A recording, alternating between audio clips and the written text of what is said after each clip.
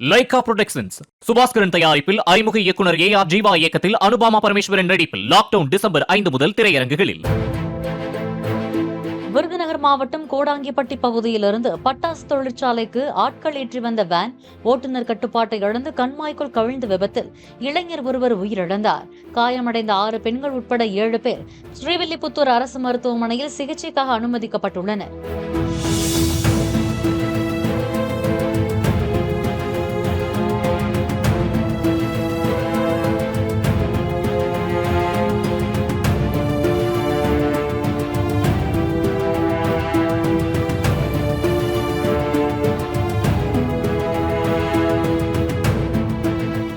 Lyca productions Subaskaran தயாரிப்பில் அறிமுக இயக்குனர் AR ஜீவா இயக்கத்தில் அனுபாமா பரமேஸ்வரன் நடிப்பில் லாக்டவுன் டிசம்பர் 5 முதல் திரையரங்குகளில். பிளே ஸ்டோர் மற்றும் ஆப் ஸ்டோரில் இருந்து பாலிமர் செயலியை QR கோடு மூலம் பதிவிறக்கம் செய்யுங்கள். செய்திகளை உடனுக்குடன் பெறுங்கள்.